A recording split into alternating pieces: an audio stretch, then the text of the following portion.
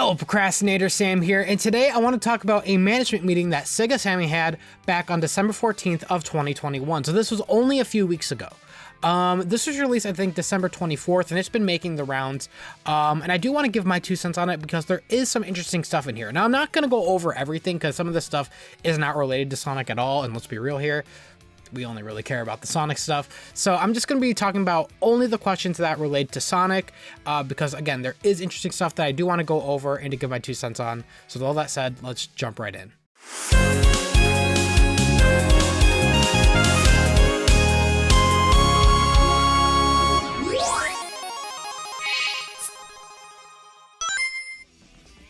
So the first question says, looking at the video, Sonic Frontiers, it looks like an open world kind of concept. Is that correct? Also, if you have any target numbers of sales, can you please share? The respondent says, as for the target numbers, because this is a completely new title for the first time in many years, we are planning a global multi-platform rollout. We would like to go beyond the first year sales numbers of Sonic Forces, which is the previous title. For lifetime sales, we look forward to further increase. We'd like you to wait for future announcements for the details. But this is the title with no compromise in terms of quality and has taken on many new challenges. Originally, it was planned to release on this year, the 30th anniversary of Sonic, but we have postponed the release for a year in order to brush up the quality. Not only for this title, but during the development phase, we have been steadily conducting analysis to improve the quality of the title before release, such as introducing game testing based on external evaluations. And I have a feeling it will become a good game and have high expectations for it. Alright, so there's already a good amount to go into regarding this first question, and one of the first things I mentioned is beating the target sales numbers of Sonic Forces, and I feel like that is not going to be hard for them to do as long as they do one thing. There's only one real way you guys are going to beat the target sales numbers of Sonic Forces, and that is simply to give us a better product than Sonic Forces. And trust me, that's a really low bar. All right. Sonic Forces, I already remember right before the release, people were already making fun of the game because they didn't really know how it would turn out. People were already making fun of the fact that the custom characters in the game, they were calling it like DeviantArt Forces and all this stuff. So I really hope that Sonic Frontiers, and I have no doubt that Sonic Frontiers will sell better than Sonic Forces. It already seems like a more quality title. But I hope that SEGA understands that the only real way you're going to beat Sonic Forces in terms of sales is to simply give us a better product. And I hope they don't turn to the marketing strategies they had in Sonic Forces. If you guys remember in Sonic Forces, they had those CG trailers, which one, were not in the game at all. There was no CG cutscenes. It was all, in engine. And it's probably because of the custom character. I understand that, but there was no CG cutscenes whatsoever in the game. But the trailers for the game looked really cool, but the second problem that they had was that they were very, very, very misleading. They misled on exactly what they were doing with the title. They had, if you guys remember, they had like Chaos Zero in the trailers and you never fight Chaos Zero. They had Shadow in the trailer and you never fight Shadow. So I really hope they don't do the same strategy they had for Sonic Forces regarding their marketing. I hope, again, if they want to beat the sales number of Sonic Forces, they simply just give us a higher quality title. And one of the things they also mention is the fact that this is a new challenge. This is a new thing. This is an open world game. I assume that's what they're referring to, the fact that this is taking on many new challenges. And, I feel like this is something I need to hone in regarding SEGA, because they've been marketing this so far that this is a brand new thing. This is a whole thing that you've never experienced before. Open world. And it's like, no, we've experienced this before. It's new to Sonic, but it's not new. Okay, so that's something I feel like that SEGA needs to understand, that this is new for Sonic, but it's not new. So I hope they understand that just because they're making an open world game and they're letting us run around, that automatically makes this a whole new experience. The reality is it's not. There's a lot of open world games. There's a lot of open world adventure games, okay? So I hope they understand that their game needs to be, one, it needs to be quality, but two, it needs to differ from the rest of the crowd. There's a lot of open world games, like I mentioned. It needs to differ from the rest of the crowd, and if you guys seen my 10,000 videos on this subject, one of the things I've said for them to do that is to simply make the open world made around Sonic's abilities. You guys should watch my last video. I'll put a card up to it. You guys can watch it. But if you guys want to see my thoughts on that. But yeah, again, I hope they understand though that while this is a new challenge for you guys and it's new for Sonic, this is not new. So I hope they're not thinking just because it's an open world game that automatically it's going to sell well or it's going to do well or it's going to get good reception. It all depends on the gameplay. Now here comes a big hitter that they mentioned here, that this game was apparently supposed to release on the 30th anniversary of Sonic. So it was supposed to release in 2021. That is a bombshell because, you know, and I guess it kind of makes sense because we did have an area where we're just like, wow, you know, we haven't heard a lot of Sonic news in a long time. We haven't had a release for a Sonic game in a long time. So it was originally supposed to release in 2021, which means the trailers were originally supposed to come out probably late 2020. So I you know, I'm happy they delayed the game. I'm never going to be disappointed that they delayed the game. I'll never be disappointed to any developer that delays a game. If you have to delay a game, delay the game, okay? You know? And while I'm not disappointed that they delayed the game, I am going to be very concerned at the fact that this wasn't a delay of a few months. You know, they could have, if the game was originally supposed to come out on the 30th anniversary Sonic, they could have delayed it to holiday of 2021, which they clearly didn't. They delayed this for a year because this is set to release in holiday of 2022. What like in the planning phases of making this game, they have a clear roadmap of what they need to do before release. That's how they had the original release date of it coming out on Sonic's 30th. Clearly something went wrong along the way where they had to delay it for an entire year. Now, I'm not trying to be one of those people where I'm like, oh, this clearly means the game is going to suck. That's not what I'm saying at all.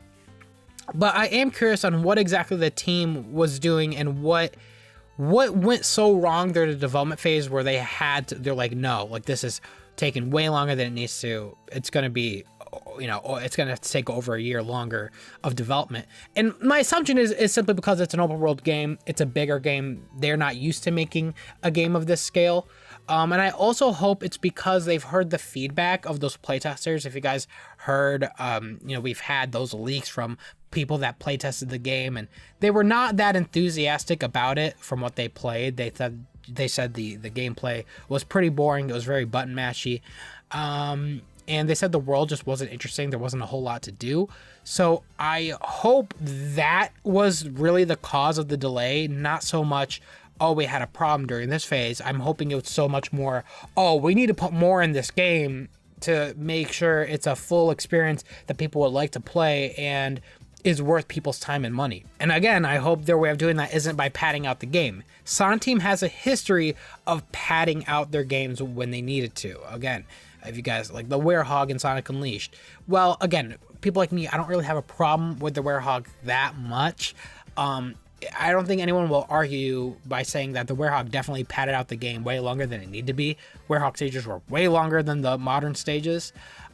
So I hope their way of making the game longer isn't by making us do boring tasks like push a block, press a button, something like that. I hope it's something fun, something speed related, something that feels like it belongs in Sonic and is most importantly fun. But that's neither here or there. We don't really know the cause for the delay, but it is interesting that this game it was supposed to come out in 2021, but it has a delay of over a year. So that should already tell you how things are going, and we're just gonna have to wait and see you know, what it's like when we finally get our hands on it or when we finally see gameplay, because again, it really all comes down to the gameplay. I feel like I keep saying that. And one of the last things I want to mention is the fact that they do mention, quote, it will become a good game.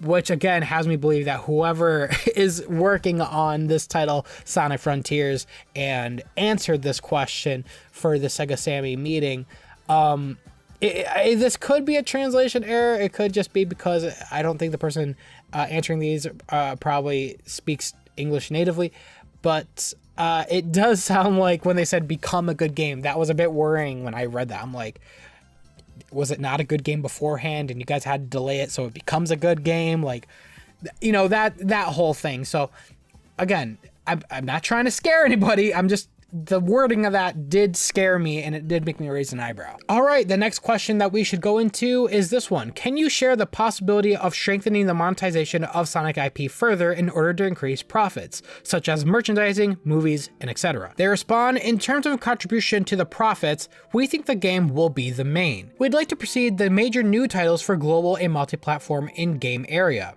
Referring to the recent environment, the number of movie viewers we've reached have increased significantly due to the global hit of the movie and the following subscription rollout of it. And if you include mobile and other businesses, the IP has been able to reach the scale like hundreds of millions of people. As the effect of the movie hit, the situation in which parents and children of two generations can enjoy Sonic IP together is increasing. So we think it is important to release high quality games at this timing. For the expansion other than the game, we believe that it is principal to work with partners who are reliable and can provide high quality products and services. As for animation we're working on with Netflix, we can roll out this with very low risk as the Sonic IP is strong. Towards the release of the sequel movie, which is scheduled to be released in April, we can expect the increase of viewers of the previous movie via subscription, etc., and will boost revenue again. The licensing business, including merchandising, has already become a scale of tens of billions of yen on a retail sales price basis,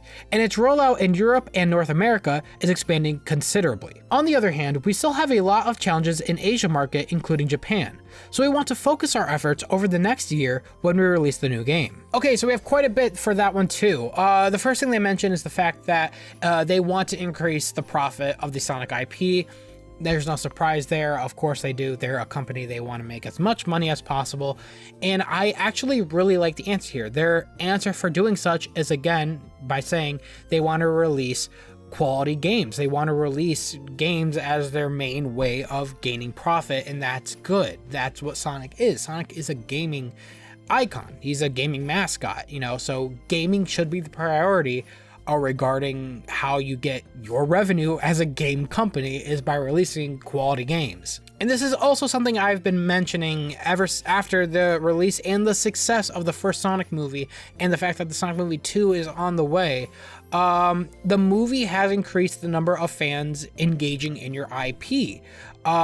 So again, it's important to release high quality titles to have a really good first impression to make people hooked onto this game. Everyone at some point got introduced to Sonic by one way or another. Some people, it could have been Sonic X, could have been Adventure of Sonic the Hedgehog, Sonic Sad AM, Sonic Underground, I hope not, but it could have been Sonic Boom to be recent. People are interested in the Sonic in many ways, and this movie is definitely a gateway for many kids of this generation to jump into the Sonic train, and for them to eventually want to play the games of Sonic. There needs to be a good first impression there because, again, games that the kids are playing nowadays are big in scale. They're high quality. So it's good that that's their priority, to make a good first impression and for them to increase their profits. On the other hand, they did mention, and they referenced Sonic Prime, which is the show that is going to be released on Netflix. That's the show that they're working with Netflix to be made.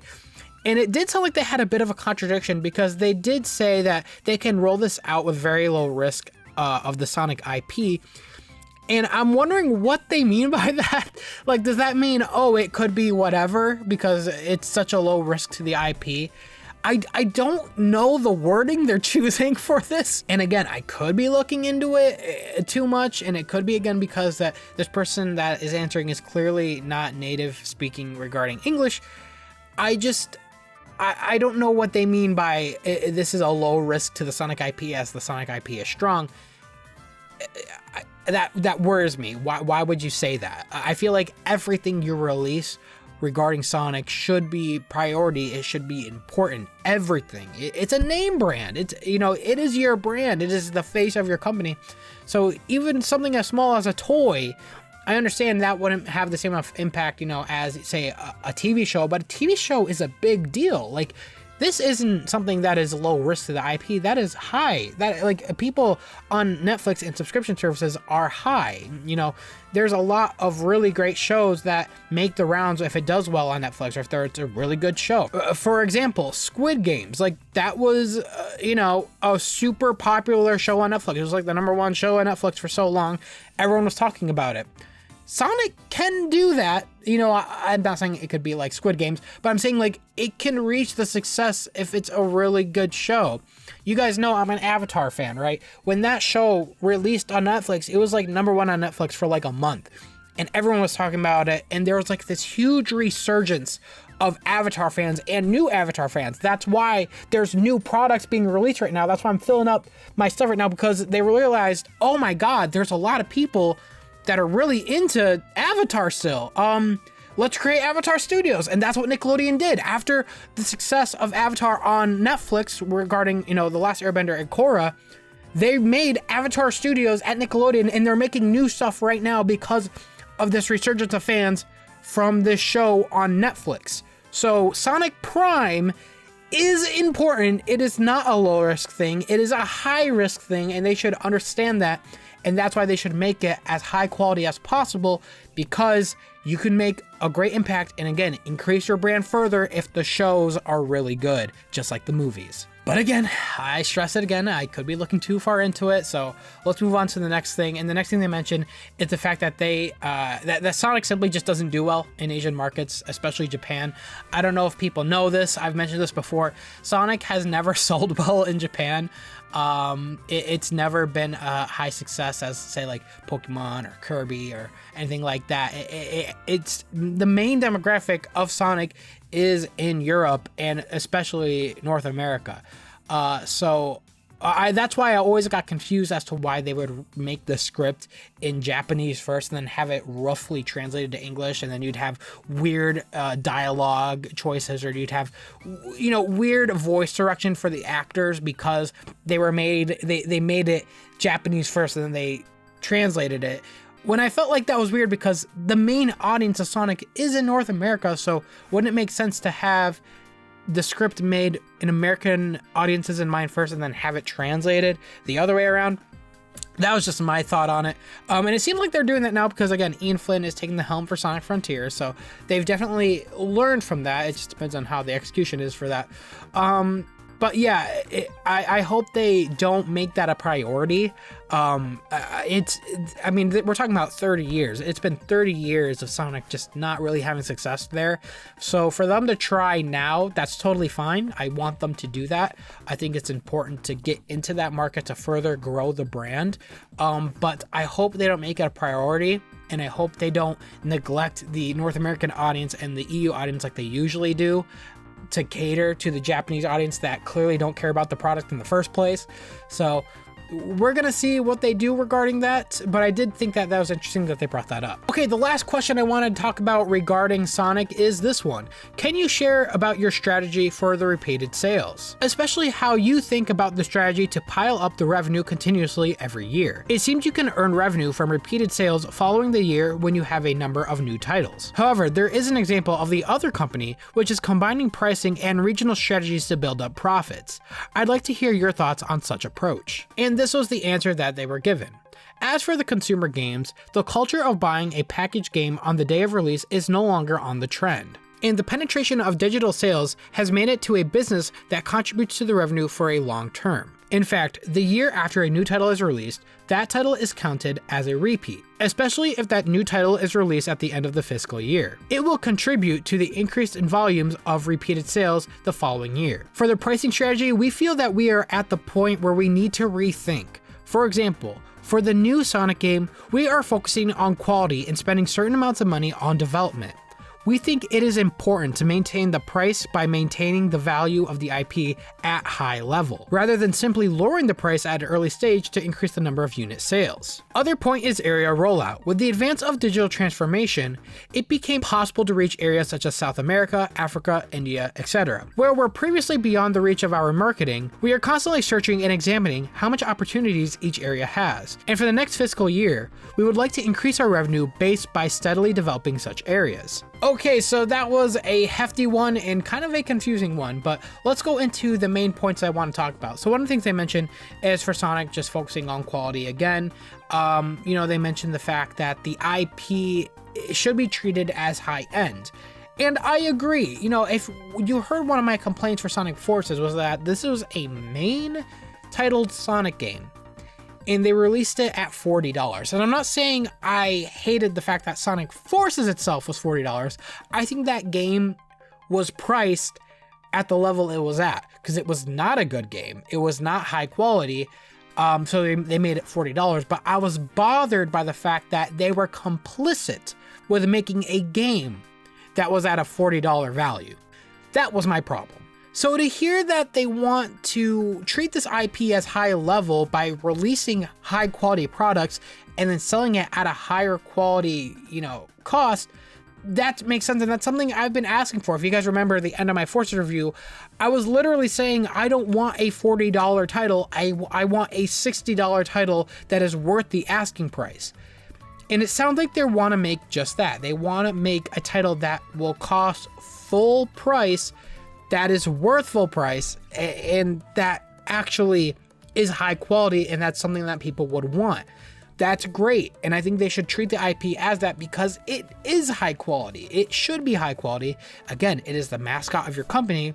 Sonic is a gaming icon. He's been around since the early 90s, so you guys should treat the IP as such. You guys should look at Mario. You guys should look at, The Legend of Zelda. You should see those other series, how they treat their mascots as high quality, because Sonic should be that high quality. Even in the question for this one, they even mention, and they refer to another company. They don't say what the company name is. They just mention another company. So I'm wondering if they're referencing Nintendo there, because again, if you look at Nintendo, Mario games almost never drop in price.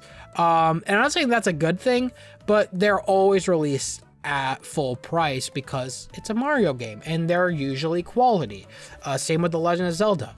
So I'm wondering if that's what they're referring to. And if that's the case, I hope that doesn't mean that Sonic games never lower in price over time. They should. I think they shouldn't be exactly like Nintendo. But when a Sonic game first comes out, it should be full priced, but the game needs to be high quality first. I don't want a $60 Sonic game that is half baked. No, that's not what I'm saying at all. If the game is shit, then release it at a shit price by all means. But if the game is good, stop releasing these $40 budget games.